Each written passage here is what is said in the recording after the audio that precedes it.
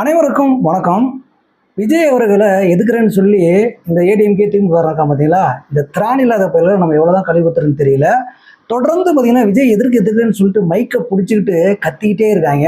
அதாவது அவதூறும் பரப்புவேன் பார்த்தீங்கன்னா என்ன வேணா எங்களுக்கு தோணும் அதெல்லாம் பேசணும்னு சொல்லி பேசிட்டே இருக்காங்க. நீ கைது பண்ணா பண்ணு அப்படின்னு சொல்லி இவ்வளோ கீழ்த்தரமாக நடந்துக்கணுமோ அவ்வளோ கீழ்த்தரமாக நடந்துக்கிறாங்கன்னு வச்சுங்களேன். இதில் ஒரு பழமொழி இருக்குங்க. என்னன்னா இதுக்கு ஒரு உதாரணத்துக்கு ஒரு விஷயம் கூட சொல்லிடுறேன்.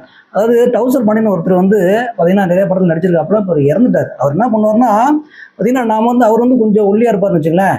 யாராவது ஒருத்தர் வந்தான்னு வச்சுங்களேன், ஏய் நான் யார் தெரியுமா, அவனை அடிச்சிடுவேன் கிழிச்சிடுவேன் பார்த்தீங்கன்னா அவ்வளோ ஒரு அடி விட்டுன்னு அவ்வளோதான் அங்கே பாரு எந்த பொருள் இருக்கு அப்படிலாம் சொல்லிகிட்டே தெரியுவாப்புல. இது வந்து ஒரு கோமாளித்தனமாக ஒரு விஷயம் பண்ண ஆரம்பிச்சுங்களேன். இதே மாதிரி தான் இந்த ஏடிஎம்கேல இருக்கணும், இந்த டிஎம்கேல இருக்கல இந்த கொத்து கோமாளி இருக்கான் பார்த்தீங்களா. விஜய் எதுக்குறேன்னு சொல்லிட்டு சும்மா மைக்கை பிடிச்சிக்கிட்டு பேசிக்கிட்டே தான் இருக்காங்க, கத்திக்கிட்டே தான் இருக்காங்க. யாரும் இதை கண்டுக்கவே இல்லை. ஆனால் ஒரு படிக்கு மேலே போய் சில விஷயங்களை பேசுகிறாங்க பார்த்தீங்களா.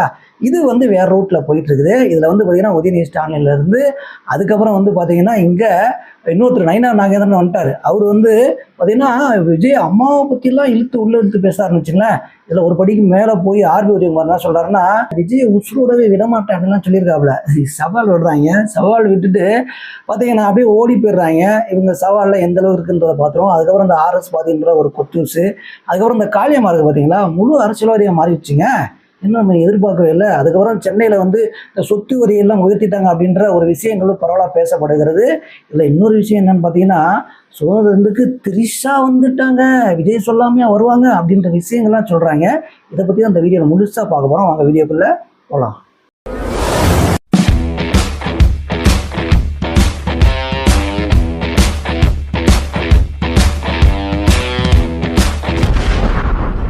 இதில் ஆரம்பத்தில் திரிசா மேட்ரை பேசிடலாம் நினைக்கிறேன்.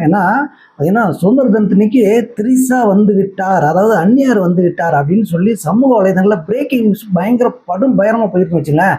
விஜய் அவர்கள் வந்து விடுதலை போராட்ட வீரர்களுக்கான சில உதவித்தொகை சில விஷயங்கள்லாம் பேசினார். அது கூட வந்து வெளியில் தெரியல. ஆனால் திரிசா வந்து விட்டார், எப்படி வந்தார் விஜய் சொல்லாமல் அப்படின்லாம் பார்த்தீங்கன்னா நிறைய பேர் பேசினாங்க. இதில் ஒரு படிக்கு மேலே போய் எம்ஜிஆருக்கு எப்படி ஜெயலலிதாவோ அதுபோல தான் விஜய் அவர்களுக்கு திரிசா அப்படின்லாம் சொன்னாங்க. ஒரே ஒரு விஷயம்தான் என்னன்னு பார்த்தீங்கன்னா இதை ஆரம்பித்து விட்டது யார். இதில் இன்னொரு முக்கியமான விஷயம் சொல்லிக்கிறேங்க. விஜய் அவர்கள் பார்த்தீங்கன்னா தலைமைச் செயலகம் வந்துட்டு வீரர் வீட்டுக்கு போனதுக்கப்புறம் திரிசா அவரை சந்திச்சாங்களா, வந்தாங்களா, போனாங்களா, இந்த நிகழ்வு எங்கேயாவது பார்க்க முடிஞ்சுதா? இல்லவே இல்லை. ஆனால் ஏதாவது ஃபங்க்ஷன் நடந்தால் வராங்க. இதுக்கு முக்கியமான ஒரு காரணத்தை நான் சொல்லிடுறேன். இதை ஆரம்பித்து விட்டது யார்? அதாவது விஜய் மனைவி சங்கீதாவிடம் சில விஷயங்களை கூறி பிரித்து விட்டது யார்? இதை விஜய் அவர்கள் பயன்படுத்திக்கிட்டாரு. நீங்கள் தான்ப்பா அவதூறு பரப்புனீங்க, நீங்கள் தான்ப்பா பார்த்தீங்கன்னா விசாலமாக பேசுனீங்க. இதை பேசுனத விஜய் அவர்கள் செயல்படுத்துகிறேன், நீ பாடுறா, நீ சொன்னதே நான் பண்ணுறேன் அப்படின்னு சொல்லி பண்ணிக்கிட்டு இருக்க மாதிரி தான் தெரியுது. தன் அம்மா அப்பா உட்காந்த இடத்துலையே உட்கார வச்சு பார்த்தீங்கன்னா 3 கோடி ட்ரெஸ்ஸையும் வந்து அது தானாக அமைஞ்சதா இல்லை பிளான் பண்ணாங்களான்ற ரெண்டாவது. இதெல்லாம் பார்த்தீங்கன்னா ஒட்டு மொத்தமாக அமையுது. இதெல்லாம் பார்த்துட்டு திரும்பவும் நம்ம என்னென்னமோ பிளான் பண்ணுறோம், ஆனால் அங்கே வேற விஷயம் நடக்குது அப்படின்னு சொல்லி நொந்தும் நூடுல்ஸ் ஆகிற நிகழ்வு தான் நடக்குது. இதில் நான் திரும்பவும் சொல்கிறேன், எவன் ஆரம்பித்தானோ அவனுக்கு எதிராகவே நடக்குதுங்க. இது வந்து விஜய் சரியான நேரத்தில் கரெக்டாக பிடிச்சிக்கிட்டு சரியான ஒரு விழுங்குற மாதிரியே ஒரு அரசியல் பண்ணுறாருன்னு கூட நீங்கள் வச்சிங்க, ஒன்றும் பிரச்சனை இல்லைங்க. திரிஷா மேட்ரு திரும்ப தான் நடந்துக்கிட்டு தான் இருக்கும். நீங்கள் விடாதவரை இல்லை. சங்கீதா அவர்கள் பார்த்தீங்கன்னா விவாகரத்து வழக்கை வந்து வாபஸும் பெற்று விட்டார்கள், வீட்டுக்கும் போயிட்டாங்க. இங்கே வந்து பார்த்தீங்கன்னா சுமூகமான ஒரு நிகழ்வு நடக்குது. அப்பையும் திரிஷா வந்திருக்கிறாங்களே அப்படின்னு நீங்கள் நினச்சிங்கன்னா நினச்சி சாவுங்க, அதை தான் சொல்ல முடியும். இப்போ இங்கே வருவோம். உதயநிதி அவர்கள் வந்து ஒரு விஷயத்த சொல்கிறாருங்க. இது நமக்கும் வந்து உண்மையாகப்பட்ட விஷயம் தான், நம்மளும் பேசணும் தான். அதாவது என்ன சொல்கிறாருன்னா, அதாவது கைது பண்ணுறேன்னு சொல்லி இப்போ உதயநிதி சாரில் கைது பண்ணாங்க இல்லைங்களா, அதை கைது பண்ணேன்னு சொல்லி கோமாளித்தனமாக நடந்து கொண்டார்கள். பார்த்தீங்கன்னா என்ன ரோட் ஷோ தான் கூப்பிட்டு போனாங்க. ரோட் ஷோ கூப்பிட்டு போகும்போது அங்கங்கே நம்ம தொண்டர்கள்லாம் டீ காஃபிலாம் கொடுத்தாங்க. இது எங்களுக்கு மட்டும் இல்லை, காவல்துறையை சேர்ந்தவங்க தான். நான் உள்ளே உட்காந்துட்டு போகும்போது பார்த்தீங்கன்னா என் கூட வந்து சுப்பிரமணியம் வந்தார், பார்த்தீங்கன்னா மற்றவர்களாம் வந்தாங்க, இவர்கள் வந்தார், அவர்கள் வந்தார். இவர் பார்த்தீங்கன்னா டிஎம்காரங்க எல்லாரும் போட்டு தான் இருந்தோம், நாங்கள் ஜாலியாக பேசிட்டு தான் போனோம் அப்படின்ற விஷயங்கள்லாம் சொல்கிறாருங்க. அதாவது இந்த சீட்டு கட்டிருக்கும் பார்த்தீங்கன்னா அதில் 52 60 சீட் இருக்கும். இது எல்லாமே ஜோக்கரு, அந்த மாதிரி ஜோக்கர்களை வச்சு கட்சி நடத்திக்கிட்டு இருக்கிறாங்க. இன்னும் ரோட் ஷோ கூப்பிட்டு போகிறாங்க. இதுக்கு வந்து பார்த்தீங்கன்னா நைட் நான் அங்கே தான் இருந்தேன், அதாவது நைட் தான் கிளம்புனேன். அங்கேயே இருக்க சொல்லுங்க, நான் அங்கேயே இருந்துட்டு போனேன். என்னை வந்து இங்கேருந்து ரோட் ஷோ கூப்பிட்டு போய் திரும்ப அங்கேருந்து அலக்கலைக்கு வச்சு எனக்கு மீட்டிங்லாம் மிஸ் ஆகி போச்சுன்னு சொல்லி அசிங்கப்படுத்தி விட்டார். யாரை? காவல்துறையை. இதில் வந்து இன்னொரு விஷயம் சொல்கிறாப்புல, பார்த்தீங்கன்னா ஸ்டேஷனுக்கு கூப்பிட்டு போய் என்னை விசாரிக்கும் பொழுது, அதாவது நாங்கள் விசாரிக்க தான் கூப்பிட்டு வந்தோம், பார்த்தீங்கன்னா கைது பண்ணி ரிமாண்ட் பண்ணுறதுலாம் இல்லை அப்படின்ற விஷயங்கள்லாம் சொன்னாங்க. எதுக்குப்பா இந்த வேலை? அதாவது மக்கள் வரி பணத்தில் இந்த மாதிரி பார்த்தீங்கன்னா என்ன ரோட் ஷோ கூப்பிட்டு போய் இந்த மாதிரிலாம் பண்ணலாமா அப்படின்ற விஷயத்த வைக்கிறாரு. இதைத்தான் நம்மளும் சொல்கிறோம். அதாவது கைது பண்ணுவதற்கு முன்னாடி நடந்த விஷயங்களுக்கும் அதற்கப்புறம் காவல்துறை வந்து டிஎம்கேவோட கைகூலியாக இன்னும் செயல்படுகிறதா அப்படின்ற சந்தேகங்கள்னு சொல்லி நம்ம வீடியோ போட்டிருந்தோம். இப்போது இதை வச்சு உதயநிதி வந்து பார்த்தீங்கன்னா எந்த அளவுக்கு டார்கெட் பண்ணி பேசுகிறாருன்னு பாருங்கள், காவல்துறையை எந்த அளவுக்கு இழிவாக பேசுகிறாருன்னு பாருங்கள். இதே காவல்துறை தான் உங்கள்கிட்ட இருந்தது. இதில் இன்னொரு விஷயத்தை பதிவு பண்ணுறாரு, ஆட்சி அதிகாரம் யாரிடம் இருந்தாலுமே அவர்கள் என்ன வேணால் பண்ணலாம், கைது நடவடிக்கையில் ஈடுபடலாம், என்ன வேணால் செய்யலாம் அப்படின்ற விஷயத்தையும் பதிவு பண்ணுறாரு. இப்போது நீங்கள் இதை தானே பண்ணி இதுக்கு முன்னாடி, அதாவது ஆட்சி அதிகாரம் உங்கள் கையில் இருக்கும் பொழுது நீங்கள் சவுத் சுந்தரம் முதற்கொண்டு எத்தனை பேரை நீங்கள் கைது பண்ணீங்க, என்னென்ன பண்ணீங்கன்றது வெட்ட வெளிச்சமாக தெரியுதா இல்லையா? இதை கொஞ்சம் சொல்லிவிட்டு கொஞ்சம் அப்படியே ஸ்லோ ஆகுது வாய்ஸ் எல்லாம். அப்போது இவரோட கோமாளித்தனத்தை எந்த அளவுக்கு இவருக்கு சாதகமாக பயன்படுத்தி கொண்டு பார்த்தீங்கன்னா, இப்போ ரோட் ஷோ போன விஷயங்கள், இப்போ காவல்துறை விசாரித்த விஷயங்கள், கைது செஞ்ச விஷயங்களை எல்லாம் எந்த அளவுக்கு ட்ரோல் பண்ணி இப்போ பேசுகிறாருன்னு மட்டும் பாருங்கள். இதற்கு யார் ஒத்துழைத்தார்? தமிழக காவல்துறை சேர்ந்தவர்கள். அப்போது இதில் இனிமேல் விஜய் அவர்களும் சரி, அமைச்சர்களும் சரி, கொஞ்சம் கேர்ஃபுல்லாக இல்லைன்னு வச்சுங்களேன், இங்கே வேறொரு திசை நோக்கித்தான் இவர்கள் போவார்கள். இன்னும் காவல்துறையை இவர்கள் கண்காணிக்க வேண்டும் என்றதான் நம்மளோட கருத்தாக இருக்குதுன்னு வச்சுங்களேன். இதில் அடுத்ததான் வந்து பார்த்தீங்கன்னா, தமிழக பாஜக தலைவர் நயினார் நாகேந்திர இருக்கார் பார்த்தீங்களா, இவர் வந்து எப்பயும் கொஞ்சம் ஒரு டீசெண்டாக தான் பேசக்கூடிய ஒரு மனிதர். ஆனால் இப்போ வந்து என்ன ஆச்சுன்னா, இந்த சைமன் இருக்கார் பார்த்தீங்களா, இவர் கூட கூட்டு சேர்ந்துட்டாப்ல. ஏன்னா சீமான் வந்து இந்த சீமான் வந்து பார்த்தீங்கன்னா திராவிட கழகத்துக்கு சொம்பு தூக்குறாருல, அது சொம்பு தூக்கி பேசின விஷயங்கள்லாம் ரெண்டு பேரும் உரையாடிவாங்கன்னு நினைக்கிறேன். இது அப்படியே நயினார் நாகேந்திரனுக்கும் வந்துருச்சு. இப்போ அவரும் பார்த்தீங்கன்னா திராவிட கழகத்தை சேர்ந்த இந்த கொத்தூஸ் மாதிரியே பேச ஆரம்பிச்சிட்டாருங்க. ஒழுங்காக பேசிட்டு இருந்த மனுஷனை அந்த சீமான் கெடுத்து விட்டு, நீங்கள் பிஜேபி கூட இருக்கீங்க, ஆனால் இந்த திராவிட கட்சிகள் இருக்காங்க பார்த்தீங்கன்னா திமுக காரணம் மாதிரி ஒரு நல்ல யாரும் கிடையாதுனே அப்படின்னு சொல்லி நிறைய விஷயங்களை பகிர்ந்துருப்பாங்க போல தெரியுது. அந்த வாடை நயினார் நாகேந்திரன் வாயிலே வந்துருச்சு. அவர் என்ன சொன்னார்னா, அதாவது பேசுகிறாப்புல ஒழுங்காக பேசிட்டு அது கரெக்டாக விஷயம் சொல்லணும். அதாவது சட்டசபையில் எங்கள் அப்பாவை காணான்னு விஜய் அவர்கள் சொன்னார் பார்த்தீங்களா, இந்த விஷயங்களுக்கு அப்பாவை காணான்னு வீட்டில் போய் அம்மாவை கேட்டால் தான் தெரியும் யார் அப்பான்னு சொல்லி அப்படின்ற விஷயங்களை சொல்கிறார். இவர் யாரை சொன்னார்? இப்போ வந்து விஜய் அம்மாவை வந்து சேர்த்து இதில் இழுக்க வேண்டிய காரணம் என்ன? இப்போ அதுக்கு என்ன சொல்கிறாரு அடுத்த நாள், அதாவது திருத்தி, அதாவது நான் பேசுனது வந்து திருத்தி போட்டு கொண்டு இருக்கிறார் சமூக வலைதளங்களில், நான் அப்படி வந்து பேசவில்லை, நானும் நல்ல ஒரு ஒழுக்கமான அம்மாவுக்கு தான் பிறந்தேன், எனக்கும் அம்மாமார்கள் நிறைய பேர் இருக்காங்க, சின்னம்மா பெரியம்மா அப்படின்லாம் சொல்கிறாரு. பேசிட்டு நியாயப்படுத்துறீங்க பாருங்கண்ணே, அதானே திராவிட கொத்தூசு. அதனால் அவங்க வந்து பிஜேபி சேர்ந்தோம் அப்படின்னு சொல்கிறத விட திராவிட கொத்தூசுன்னே சொல்லிடலாம். சைமன் வேறு சேர்ந்துட்டா நம்ம ஆல்ரெடி சொன்னோம் பார்த்தீங்களா. வேணண்ணே, விட்டுருங்கண்ணே. எவ்வளோ கீழ்த்தரமான ஒரு விஷயத்த இவனுக்கெல்லாம் பேசிட்டு இருக்காங்கன்னு மட்டும் மக்களை நீங்கள் நோட் பண்ணிங்க. அடுத்ததாக வந்து பார்த்தீங்கன்னா அந்த ஆர்பி உதயகுமார் இருக்கார் பார்த்தீங்களா, ஏடிஎம்கேல, இவர் வந்து திருந்த மாட்டார் நினைக்கிறாங்க. இதில் வந்து பார்த்தீங்கன்னா தமிழக வெற்றி கழகத்தை சேர்ந்த வர்த்தினி என்ற நபர் வந்து பார்த்தீங்கன்னா அவங்க ஆன்லைனில் நயினார் நாகேந்திரன் மீது புகார் கொடுத்த காரணத்தினால கைது செய்யப்படுவதற்கும் வாய்ப்பு இருக்குன்றது பார்த்தீங்கன்னா சொல்லிட்டு வராங்க. ஆனால் கைது செய்யப்படுறதுக்கு நிறைய வாய்ப்பு இருக்குன்னு வச்சுங்களேன். இதை கைது செய்தாலும் நாங்கள் திரும்ப இதை தான் பேசுவோம்னு சொல்லிட்டு இந்த கொத்தூஸ் பேசுவாங்க. ஆனாலுமே இவங்களை அப்படிலாம் விட முடியாதுங்க. கைது செய்ய வேண்டிய விஷயங்களை சட்டரீதியாக நம்ம எடுத்து தான் ஆகணும். இதை தமிழக வெற்றி கழக அரசு சிவனே செய்து வருகிறது. கைது நடவடிக்கை இருக்குமா இருக்காதா அப்படின்றத இன்னும் இந்த ஈவினிங்குள்ளேயே நமக்கு தெரிய வரும்னு வச்சுங்களேன். பொறுத்திருந்தே பார்க்கலாம். அடுத்து வந்து பார்த்தீங்கன்னா இந்த ஆர்பி உதயகுமார் இருக்கார் பார்த்தீங்களா, இருந்தாலும் திருந்தவே மாட்டாருங்க. இவரையும் கைது பண்ணி உள்ள லாடம் கட்டதான் சரியாக வருவாப்புல. ஏன்னா இவர் வந்து பெரிய இவருன்னு நினைப்பு பார்த்தீங்கன்னா எல்லாருமே, அதாவது நம்ம சொன்னோம் பார்த்தீங்களா, அதாவது விஜயை எதிர்க்க முடியலன்னா இவங்க வந்து மைக்கை பிடிச்சிக்கிட்டு நான் யார் தெரியுமான்னு கத்துற மாதிரியே தாங்க இருக்குது. அந்த அளவுக்கு வந்து கீழ்த்தனமாக நடந்துக்கிறாங்க. இந்த ஆர்பி உதயகுமார் என்ன பண்ணுறாருன்னா, அதாவது ஏடிஎம்கே அழிக்க நினைத்தால் உன்னை உசுரோட விடமாட்டோம், நாங்கள் வந்து பார்த்திங்கன்னா அதை அழிஞ்சால் நாங்களே இருக்க மாட்டோம், ஒன்னே உசுரோட வர மாட்டோம் அப்படின்ற விஷயத்த பதிவு பண்ணுறாரு. ஆனால் அறிவே இல்லையா அவனுங்க. உன்னை யார் ஏடிஎம்கே யார் போய் அழிச்சா? இப்போ வந்து பார்த்திங்கன்னா அழியில் வர போட்டுட்டு அழிச்சிட்டு உட்காந்துருக்காங்களா என்ன? இப்போ அங்கே இருக்கிறவங்க வராங்க, நீ வராமல் ஒன்றால் தடுத்து நிறுத்தி பாரு, இல்லைன்னா ஒழுங்காக ஆட்சி செஞ்சு பாரு, இல்லைன்னா வந்து எடப்பாடியார்கிட்ட போய் சொல்லு, ஐயா நீங்கள் சரியில்லைன்னு சொல்லிட்டு தாங்க ஓடுறாங்க, நம்மளாம் ஓடுறாங்க, எப்படியே இழுத்து பிடிங்கன்னு சொல்லிட்டு அந்த கோமணத்தையே பிடிச்சி இழுத்து பிடிங்க பார்ப்போம். ஓமனத்தை கூட உன்னால் பிடிக்க முடியாது. உன் கட்சியை காப்பாற்றுறதுக்கு வக்கில் இங்கே வந்து உசுரோட விட மாட்டேன் அதை மாட்டேன்னு சொல்லிட்டு கேவலமாக பேசிகிட்டு இருக்க. உன் வீட்டில் இருக்கவன்கிட்ட போய் நீ பேசு, அதுக்கப்புறம் தெரிஞ்சுக்குவேன். இவனுக்கெல்லாம் மரியாதையே கிடையாதுங்க.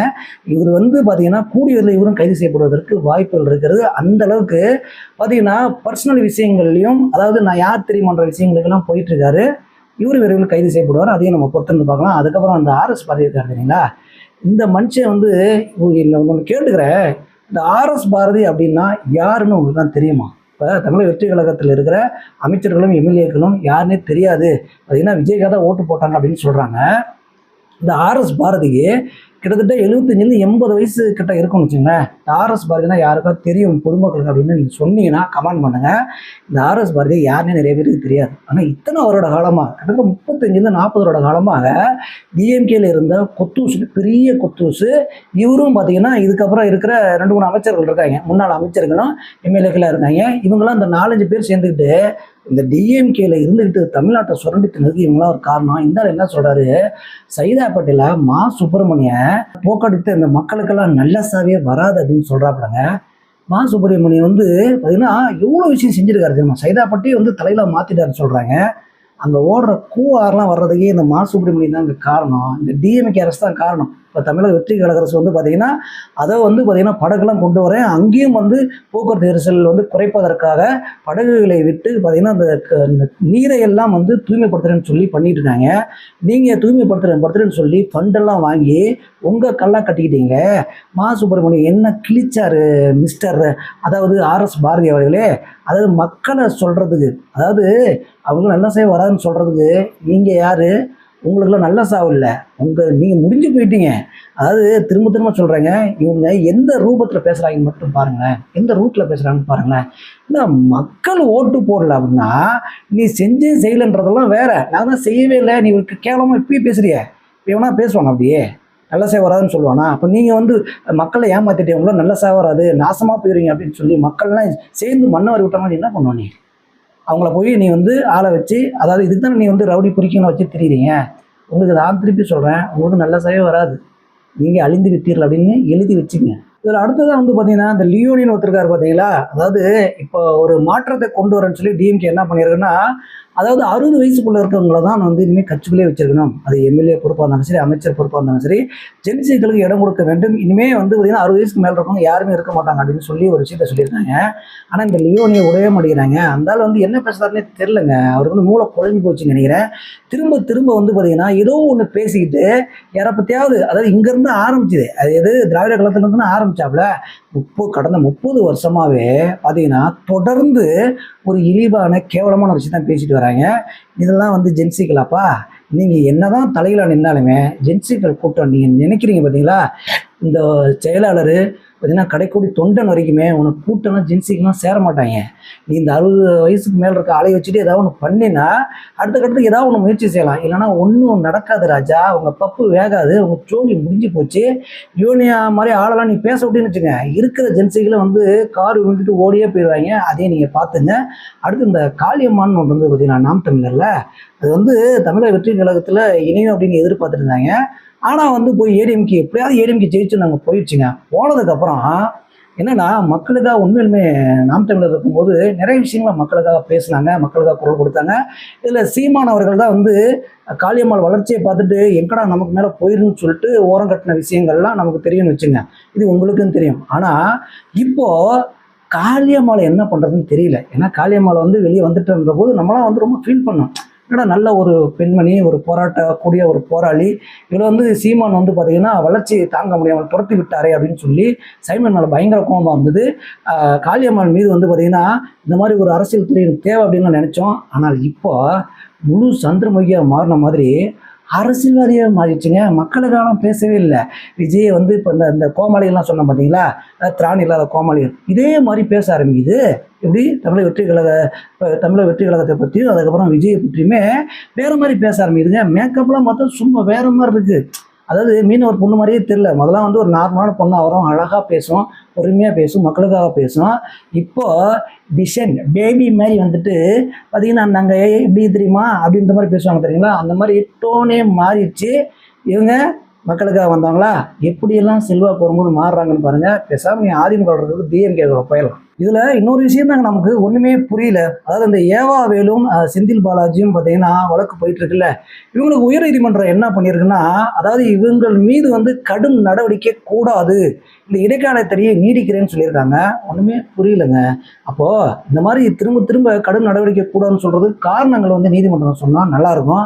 ஆனா சொல்லாமே சொல்லுதுங்கும் போது நம்மளும் சில விஷயங்கள் பண்ணிட்டு ஐயா கடும் நடவடிக்கை கூடாதீங்க, தயவு செய்து விட்டுறீங்க அப்படின்னு சொன்னா விட்டுருவாங்களா அப்படின்றது தெரியல. என்ன காரணங்கள் சொல்லாமே பார்த்தீங்கன்னா இடைக்கால தடையை கூட்டிக் கொண்டே போய் கொண்டு இருக்கிறார்கள். இப்போ பார்த்தீங்கன்னா இன்னொரு விஷயம் என்னன்னா, உச்சநீதிமன்றம் போகிறதுக்கு ஏன் தமிழக அரசு யோசிக்குன்னு தெரியல. ஏன்னா உயர்நீதிமன்றத்தில் ஏதோ ஒரு விஷயம் நடக்கிற மாதிரி தெரிகிறது. உச்சநீதிமன்றம் போனால் இதுக்கு நியாயம் கிடைக்குமான்னு கொஞ்சம் யோசிக்கலாம். ஏன்னா கடும் நடவடிக்கை கூடாது அப்படின்னா ஊழல்லையும் இந்த மாதிரி சின்ன ஊழல் பெரிய ஊழல் இப்படி இந்த மாதிரி விஷயங்கள்லாம் இருக்குதான்னு சொல்லி கொஞ்சம் உயர்நீதிமன்ற நீதிபதிகள் சொன்னால் இன்னும் கொஞ்சம் நல்லா இருக்கும்னு நினைக்கிறேன். அதையும் நம்ம பொறுத்திருந்தே கொஞ்சம் பார்ப்போமே. வீடியோட இறுதி பகுதியில் முக்கியமான ஒரு விஷயங்க, சென்னை மாநகராட்சியில் பார்த்திங்கன்னா வரியெல்லாம் உயர்த்தி விட்டார்கள் அப்படின்ற ஒரு விஷயங்களை பார்த்திங்கன்னா பூதாகரம் ஆகிட்டு இருக்கு. யார் சமூக வலைதளங்களில் இன்னும் ஊடகங்கள் பூதாகரம் ஆகிட்டு இருக்காங்க. இதை டீப்பாக போய் விசாரித்தா என்ன சொல்கிறாங்கன்னா, அதாவது ஆரம்ப காலகட்டத்தில் ஒருத்தர் பேட்டி கொடுக்குறாரு. நான் 30 வருஷத்துக்கு முன்னாடியிலேருந்தே இந்த வீடு இருக்குதுங்க. நான் பார்த்தீங்கன்னா 2000 கட்டியிருந்தேன், 3000 கட்டிட்டு இருந்தேன். ஆனால் இப்போ 23,000 வந்துருச்சு அப்படின்னு சொல்கிறாரு. இதற்கு அரசு அலுவலர் என்ன சொல்கிறாருன்னா, அதற்கு உரிய அரசு அலுவலர் இவங்க 20 வருஷத்துக்கு முன்னாடி பார்த்தீங்கன்னா அந்த வீடு தான் கட்டிட்டு இருந்தோம், அந்த வீடு தான் இருந்துச்சு, அதுக்கு தான் வரி கட்டிட்டு இருந்தாங்க.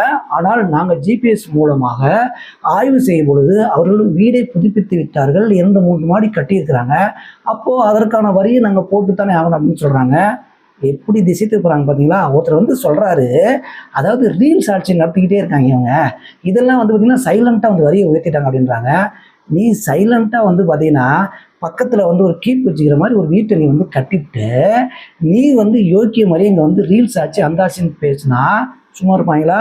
சட்டம் அதன் கடமை தான் செய்யுது. அவங்க ஜிபிஎஸ் மூலிமா பக்காவாக எடுத்து வச்சுருக்காங்க, எல்லா ரெக்கார்டும் அவங்கள்ட்ட இருக்குது. அப்படி இருக்கும் பொழுது இங்கே தமிழக அரசு மீது பார்த்திங்கன்னா தொடர்ந்து ரீல்ஸ் ஆச்சு அந்த ஆச்சு இந்த ஆச்சுன்னு சொல்லிட்டு இந்த கொத்தூசுகள்லாம் பார்த்தீங்கன்னா அந்த டிஎம்கே கொத்தூஸ் தான். மற்றவங்களாம் போய் ஆமாப்பா நான் மறைச்சிட்டேன்ப்பா, 20-30 வருஷம் மறைச்சிட்டேன். இந்த சங்கர் படத்தில் வந்துறீங்களா, ஐயோ வரியெல்லாம் கட்டுறா இல்லைனா கடையை பூட்டிடுவாங்க, ஃபைனை போட்டுருவாங்கன்னு சொன்ன மாதிரி நிறைய பேர் கட்டிட்டு வந்துடுறாங்க. ஆனால் இந்த டிஎம்கே கொத்தூஸ்லாம் மீடியா முன்னாடி எப்படியாவது அவரு பார்க்கணும்னு சொல்லிட்டு பரப்பிட்டு இருக்குது.